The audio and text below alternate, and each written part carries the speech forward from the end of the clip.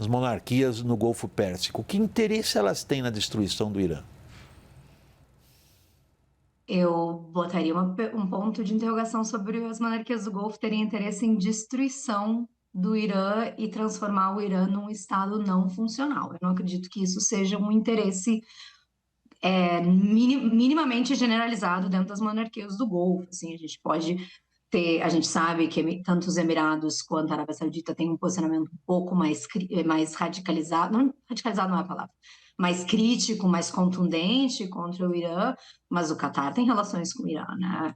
Então, assim, Kuwait, Bahrein, não são países que têm interesse no Irã sendo um país totalmente desestabilizado e fragmentado. Acho que não é do interesse porque o que quer que seja que venha a vir se o regime cair, as possibilidades de ser uma fonte muito grande de instabilidade regional é altíssima.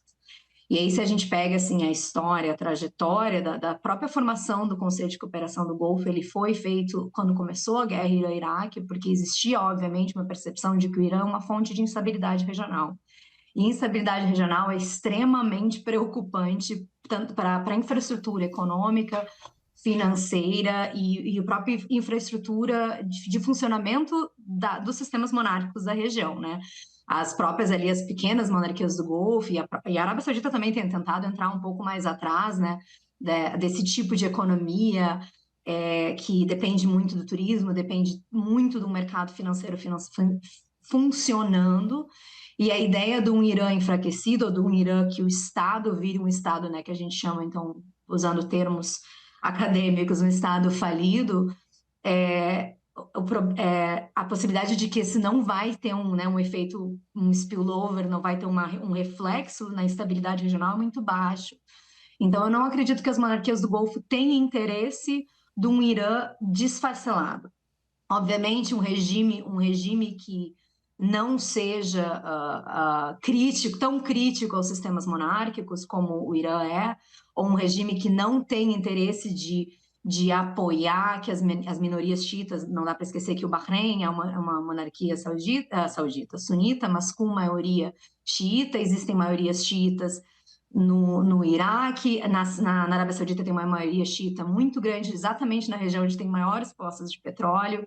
Então, assim, a ideia de que o Irã, a Revolução Iraniana sempre teve um princípio não de diretamente criar outras revoluções e instabilidades, mas existe um ethos dentro da Revolução Iraniana de espalhar a revolução, né, dos povos lutarem, digamos assim, contra sistemas monárquicos, tal qual foi 79. Isso, então, sempre foi interpretado pelas monarquias do Golfo como uma ameaça existencial de instabilidade, não existencial, mas uma ameaça muito grande de instabilidade do seu próprio sistema, seu regime político, né?